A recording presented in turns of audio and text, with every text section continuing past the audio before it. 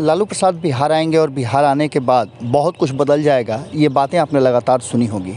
लालू प्रसाद बिहार आए और ऐसे समय में आए जब चुनाव चल रहा था। 2 सीटों पे उपचुनाव के बीच लालू प्रसाद का पटना आगमन होना, इससे पहले कही जा रही थी कि लालू प्रसाद बिहार नहीं आएंगे और न वो चुनाव प्रचार करेंगे। लेकिन अचानक से लालू प्रसाद आते हैं और बिहार में चुनाव प्रचार की गति तेज हो जाती है, चर्चाएं ज़बरदस्त हो जाती है और चर्चाओं के बीच में लालू प्रसाद अपने चुनावी रणनीति का भी घोषणा कर देते हैं और दोनों ही क्षेत्रों में अपने खुद सदेह जाकर के लोगों से बात करने की बात करते हैं। इन सब के बीच में बिहार की राजनीति में एक बार फिर से उबाल आ गया है, जहां एक तरफ लालू प्रसाद के जाने और उनके चुनाव प्रचार को लेकर के किसी भी तरह की कोई असर नहीं पड़ने की बात एनडीए के गठबंधन के लगभग सभी नेता, सभी दल कर रहे हैं। वहीं लालू प्रसाद ने एक ही दिन में पूरा माहौल अपने पक्ष में कर लिया है, ऐसा कहना है उनके समर्थकों का और राष्ट्रीय जनता दल का। राष्ट्रीय जनता दल ने कहीं ना कहीं एक बात तो पक्की कर ली है कि लालू प्रसाद के आने से माहौल जो पहले थोड़ा बहुत इधर उधर चल रहा था उसको समेट लिया है। एक तरफ जहां आपने देखा होगा कि किस तरह से तेज प्रताप यादव और तेजस्वी यादव का प्रकरण चल रहा था, वहीं दूसरी तरफ लालू प्रसाद के आने के बाद इस सारी मामलों को कहीं ना कहीं समेटने का पूरा प्रयास किया गया है। इस प्रयास में एक बात तो पक्का नज़र आ रहा है कि लालू प्रसाद ने जो चीज़ें हैं उसे समेटने का भरसक प्रयास किया है।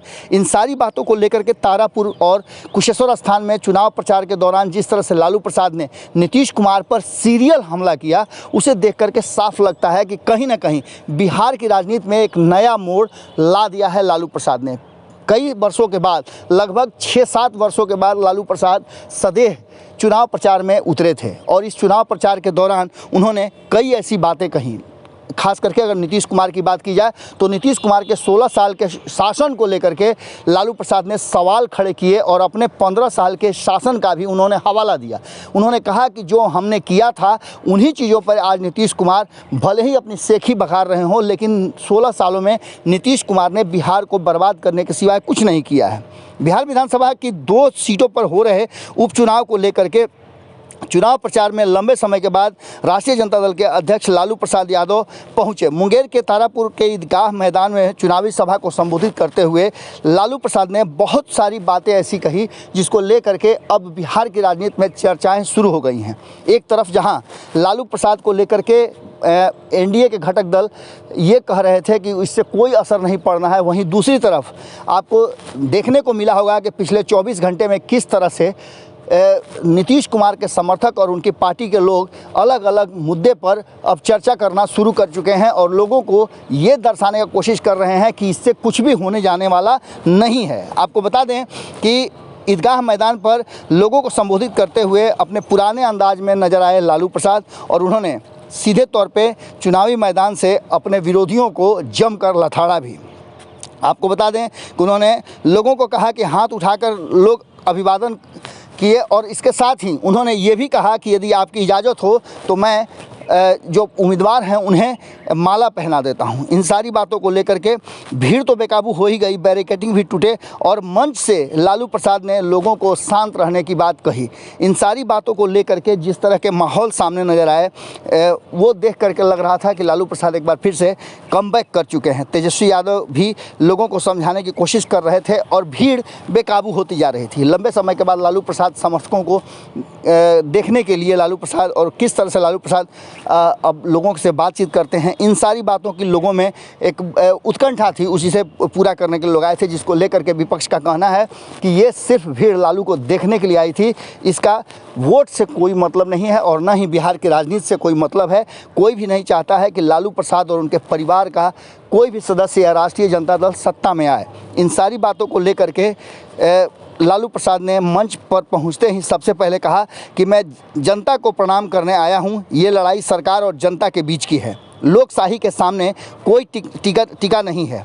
लोगों से अपील की कि एकजुट होकर वोट दीजिए। इसके बाद लालू यादव ने नीतीश कुमार को निशाने पर लिया और कहा कि तेजस्वी के नीतीश के साथ जो आमने सामने टक्कर हो रही है उसमें नीतीश कुमार का तेजस्वी ने कचूमर निकाल दिया है, अब हम विसर्जन करने आए हैं। ये चर्चाएं आप लगातार सुन रहे होंगे कई दिनों से।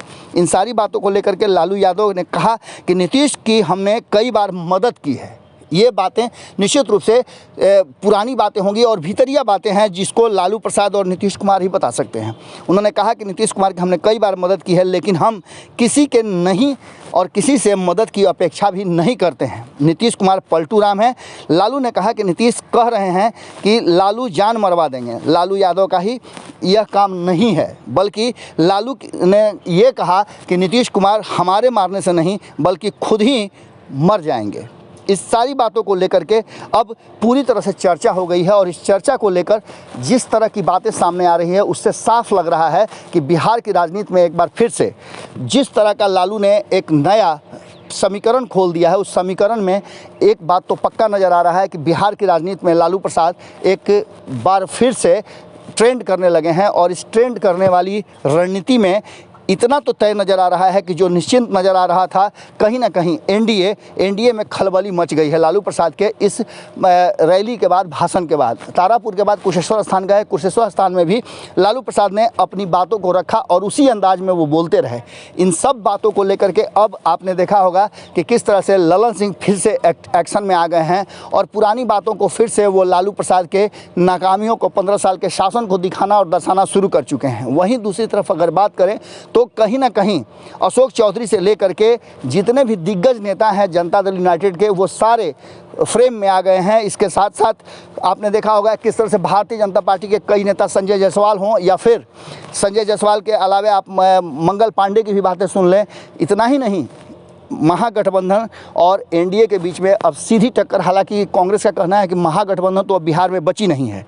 ऐसी स्थिति में पूरी तरह से ये बात खुल करके सामने आ गई है कि लालू प्रसाद के रैली करने से असर तो पड़ा है और इस असर को लेकर के जितना निश्चिंत नज़र आ रहा था एनडीए कि वो इस चुनाव को जीत जाएगा, अब स्थिति जस्ट उल्टी नज़र आ रही है और मेहनत तो करना पड़ेगा, क्योंकि लालू प्रसाद ने स्थितियों को अपने पक्ष में बदलने का भरसक प्रयास किया है। इसके असर क्या होंगे ये देखने वाली बात होगी। खास करके रोजगार के मुद्दे पर जिस तरह से लालू प्रसाद ने लोगों को जगाने का कोशिश किया है, वहीं तेजस्वी यादव ने युवाओं को जगाने का कोशिश किया है और ये नीतीश कुमार के लिए उल्टा भी पड़ सकता है, क्योंकि 2014 से ही आप देखें कि किस तरह से भारतीय जनता पार्टी ने रोजगार देने की बात कही थी, 2 करोड़ लोगों को प्रतिवर्ष रोजगार देने की बात कही थी। उसके बाद 2020 के चुनाव में भी किस तरह से एनडीए ने 19 लाख लोगों को रोजगार देने की बात कही थी। इन सारी बातों को लेकर के जब लालू प्रसाद आते हैं और इन सवालों को खड़ा करते हैं तो बिहार की राजनीति में एक बार फिर से लालू ट्रेंड करने लगते हैं और ऐसी स्थिति में इतना तो तय मान के चलिए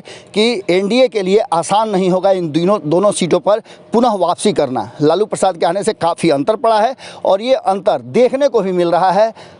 इस सारी खबरों के साथ साथ हम आपको यही विदा लेते हैं और ही खबरों के लिए आप जुड़े रहिए भारत लाइव के साथ। बहुत बहुत धन्यवाद, नमस्कार। अगर ये वीडियो पसंद आई और वह बिहार के राजनीति और बिहारियत से सरोकार रखेनी तो सब्सक्राइब बटन दबा के चैनल के सब्सक्राइब कर ली। ओजे एगो घंटी बा, ओकरा बटन दबा देला से कुल सटीक और मारक खबर रुआ मुफ्त में मिल जाई।